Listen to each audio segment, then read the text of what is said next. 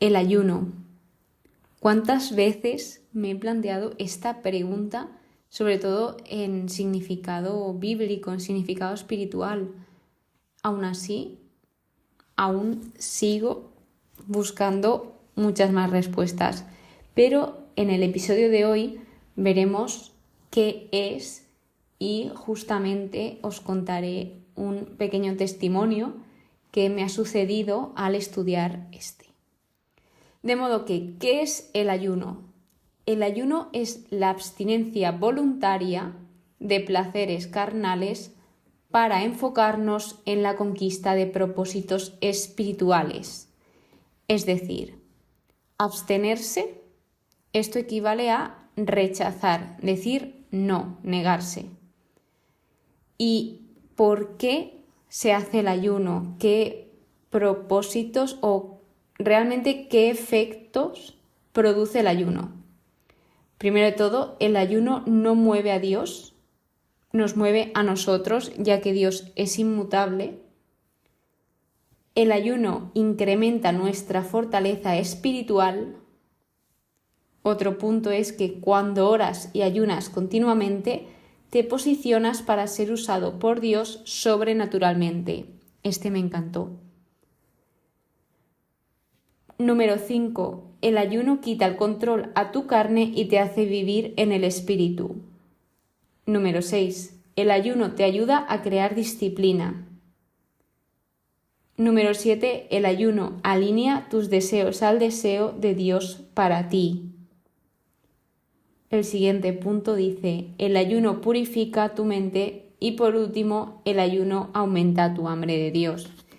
Estos efectos los extraje de una prédica de la pastora Yesenia y la verdad que me gustaron muchísimo y sobre todo aprendí porque, como os he comentado, es algo que siempre me estoy cuestionando de lo haré bien, lo haré mal, qué hay que hacer exactamente porque cada persona dice algo distinto. Entonces, hablo del ayuno porque en los episodios que vamos a tratar hoy, en los capítulos, vamos a ver cuando Esdras proclama un ayuno. Y así ya tenemos un poco de idea de qué es lo que hicieron y para qué, sobre todo el para qué. Por lo tanto, empezaremos por el capítulo 7, donde trata sobre la organización de la comunidad por Esdras y Nehemías. Específicamente habla de la misión y personalidad de Esdras. Aquí es la primera vez que se habla de Esdras específicamente, de cómo es, qué hace, qué papel tiene. Y os lo voy a compartir extrayéndolo de los versículos bíblicos. ¿Quién es Esdras? Esdras es descendiente de Aarón. Esdras es un escriba versado, es decir, lee, traduce y explica la ley de Moisés. Es un experto. Además, se repite bastante que la mano bondadosa de Yahvé lo sostenía, porque había aplicado su corazón a escrutar la ley de Yahvé, a ponerla en práctica y a enseñar en Israel los preceptos y normas. Es decir, Esdras era una persona que estaba muy enfocada en Dios y que lo buscaba con todo su corazón. Así que, pues eso lo llevaba a instruirse más en la ley y además también a instruir a los demás en la ley y acercarles a Dios. Luego sigue diciendo que Esdras era sacerdote. Específicamente era un escriba dedicado a escribir las palabras de los mandamientos de Yahvé y sus decretos acerca de Israel. No sé muy bien, yo aquí entendí que él se dedicaba como a hacer copias, a escribir copias y como a entregarlas a la gente del pueblo o a quienes requiriesen esa formación. Luego también dice que es secretario de la ley de Dios del cielo.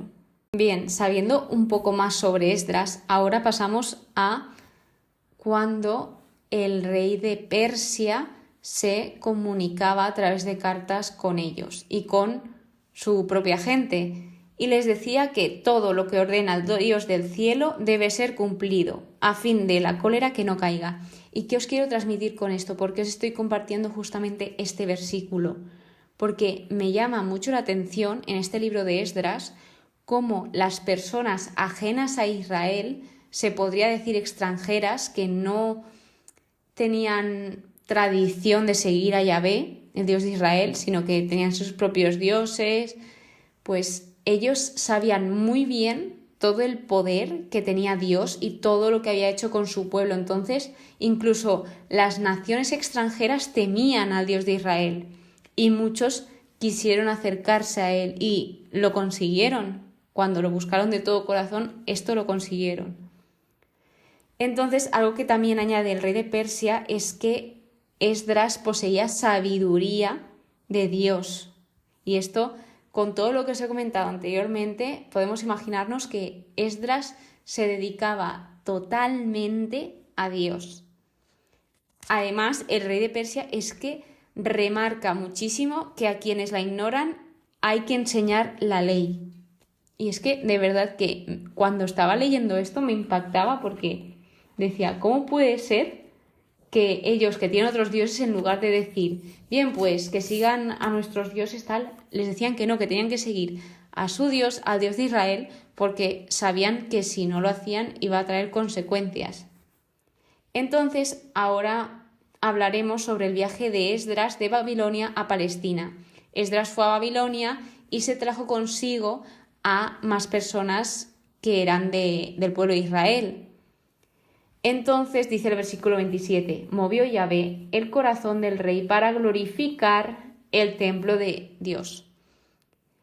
Vemos esa mano de Dios, cómo mueve los corazones, porque es que si Dios no estuviese detrás de esto, ¿cómo un rey que tiene a tantas personas sirviéndole va a dejar que regresen todos a su tierra? Es que no tiene ningún sentido.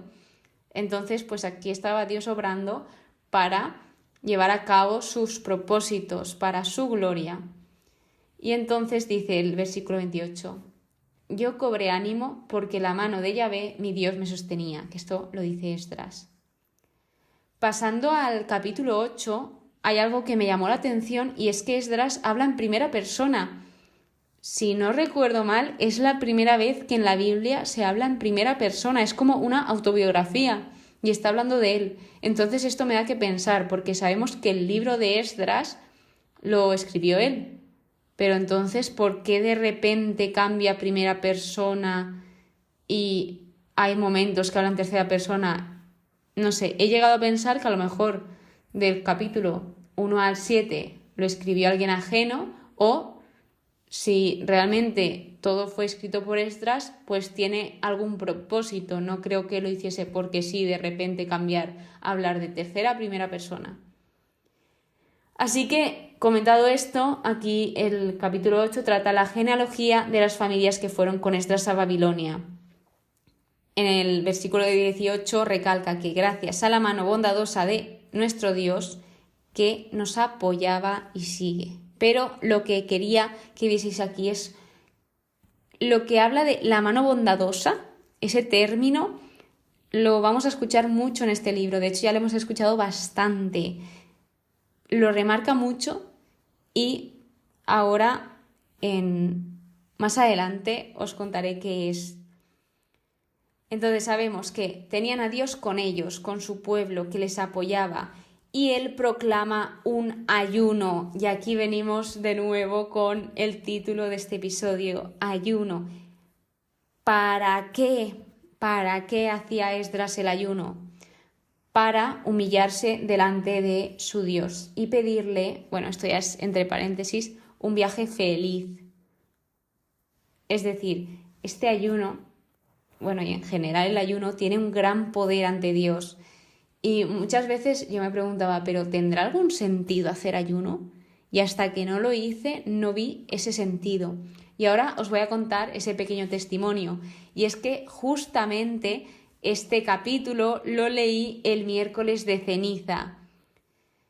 Aquí es donde empieza la Cuaresma, que es un tiempo litúrgico en la Iglesia Católica donde se te impone la ceniza y además es un día de ayuno y abstinencia. Por lo que cuando estaba leyendo este capítulo durante el ayuno, me llamó mucho la atención y de verdad que sonreí porque es que cómo Dios es tan sabio de justamente por la parte en la que voy de la Biblia aparece un ayuno.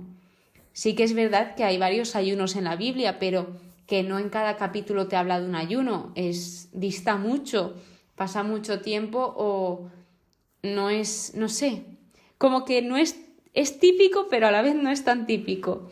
Entonces me sorprendió muchísimo que yo, que muchas veces me meto prisa o que hay veces que me siento mal cuando no subo episodio por X razones, luego veo que al final tanta prisa que tengo no tengo que tenerla, porque Dios sabe más que yo y Dios sabe cuándo tengo que leer cada lectura. Incluso cuando lo hago mal y no lo leo, Él luego usa todo eso para su bien. Así que, bueno, contaba este mini testimonio de lo que me pasó. La verdad que me gustó mucho. Continuamos con el episodio y vemos también que Esdras tuvo vergüenza. Aquí simplemente comentaros que yo también me siento así identificada con Esdras. Dice, me había dado vergüenza. Esta frase es muy típica en mí. Así que nada, comentaros eso. Y en el versículo 22 vuelve a decir, la mano de nuestro Dios está para bien con todos los que lo buscan y su poder y su cólera sobre todos los que lo abandonan. Y esto lo relacionamos con el versículo 23, que dice, ayunamos e invocamos a nuestro Dios con este fin, con el fin de buscarle, con el fin de fortalecer esa relación que tienen con Dios, con el fin de escucharle. Y dice después, y Él nos atendió, y Dios nos atendió. De hecho, en el versículo 31 vuelve a remarcar sobre la mano de nuestro Dios. Y esto de la mano de Dios que tanto estoy comentando y tanto se dice en este libro, simboliza protección. También la mano de Dios era para protegerlos, guiarlos y bendecirlos, porque al final cuando alguien te da la mano, te ayuda, te guía y está ahí. Dice, la mano de nuestro Dios que nos sostenía nos salvó en el camino de la mano de enemigos y salteadores. Por último, comentaros que Esdras lo que hizo es ir a disciplinar, ayudar y tratar los problemas del pueblo, porque estaban en una situación muy crítica después de pasar por ese exilio y por todos los reyes de Israel y de Judá, que hubo tanta confusión, tanta desorientación. Pues Esdras fue uno de los profetas que Dios mandó, bueno, realmente aquí habla de sacerdote, que Dios mandó para guiar al pueblo, para darles esa esperanza. Y ahora en el capítulo 9 se trata sobre la separación de los matrimonios con extranjeros. De esto trata Deuteronomio, capítulo 7, versículos 1 al 4, donde aquí llega y los jefes se quejan de la mezcla que había entre los del pueblo de Israel y los samaritanos y gente de otras naciones, en específico samaritanos, porque sí que es verdad que cuando se fueron a Babilonia exiliados, quedaron una pequeña parte de samaritanos, pero pues las personas que quedaron del pueblo, que fueron muy pocas, más los samaritanos, pues finalmente contrajeron matrimonio. Entonces, esto ellos lo trataron como una rebeldía, ya que no era el que se casasen con una persona de diferente raza, por así decirlo, sino el problema aquí era que se estaban mezclando las creencias, se estaba mezclando la fe, porque, por ejemplo, si yo creo en Dios y la persona con la que estoy no cree en Dios, al final va a haber conflicto. Por mucho que se respete, el estilo de vida de cada uno es muy diferente y al final, quieras o no, esto afectará. Esto os hablo desde mi experiencia y desde la Biblia, porque en la Biblia generalmente dice que no te unas en yugo desigual. Sí que hay una excepción, pero una, y ya es como muy por si acaso sí que acabas con alguien de yugo desigual, que no tiene las mismas creencias que tú, pues que por lo menos la esposa salvará al esposo o viceversa, el esposo salvará a la esposa. Pero eso ya son casos muy extremos. Seguimos. Esdras llega a un punto en que cae de rodillas porque ve la situación que hay y él extiende las manos hacia Dios y ya le dice esa oración, como que se pone a orar. Entonces aquí vemos esa forma que era muy típica de orar en el Antiguo Testamento, que era extender las manos hacia arriba. Y dice: Yahvé nuestro Dios nos ha concedido la gracia de darnos una liberación, ha iluminado nuestros ojos y nos ha reanimado en medio de la esclavitud. De hecho, continúa diciendo: Dios no nos ha abandonado. Y en el versículo 13, esto es muy destacable, que es: a pesar de sus malas acciones, Dios ha disminuido los crímenes y nos ha concedido esta liberación. Así es Dios. Dios tiene una misericordia infinita, que por mucho que nos portemos mal, que nos rebelemos contra Él, que cometamos pecados, Él siempre disminuye esos crímenes y siempre está ahí. Por mucho que, como he comentado, lo rechacemos, Él está ahí contigo y siempre está esperándote. Y por último, para cerrar el capítulo 9, deja muy claro que Dios es justo. El último episodio de hoy, capítulo, es el 10. Y aquí, de repente, Esdras vuelve a hablar en tercera persona. Es algo que no entiendo, pero bueno, lo descubriremos alguna vez. Bien, pues en este capítulo aparece Esdras llorando y muy mal por todo lo que había pasado, y él oraba y hacía una confesión. Es decir, se estaba confesando de todo lo que estaba pasando. Y aquí vengo a hacer un paréntesis para hablaros un poquito sobre la confesión. La confesión, realmente tú te confiesas sobre tus pecados, sobre lo que has hecho mal. Entonces me ha encantado cuando estaba estudiando esto, porque en la página de Enduring World, donde voy estudiando, dice que la confesión es la clase de medicamento más duro, pero el más saludable, porque nos cuesta confesarnos, nos cuesta hacer ese examen de conciencia de decir que he hecho mal, nos cuesta muchísimo.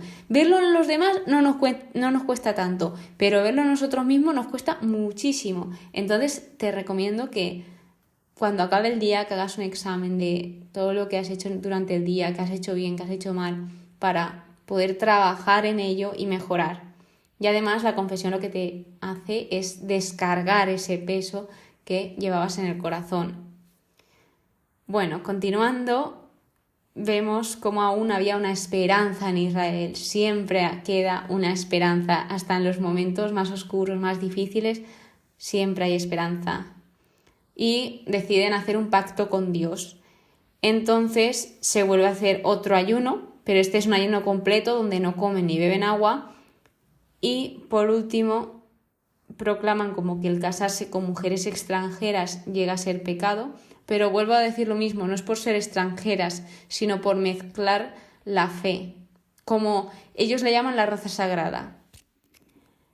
Y dice que los deportados actuaron según lo convenido. Así que finalmente lo que pasó fue que las mujeres que no aceptaron seguir como a Yahvé, a Dios, y seguir con sus dioses y sus sacrificios, pues fueron deportadas y se fueron con sus hijos. Y así acaba el episodio de hoy. 4 capítulos muy intensos donde vemos la importancia del ayuno, la importancia de la oración, la importancia de compartir el estilo de vida y la importancia de la confesión, entre otras muchas cosas, como conocer quién era Esdras realmente y qué estaba pasando en esos momentos en el pueblo.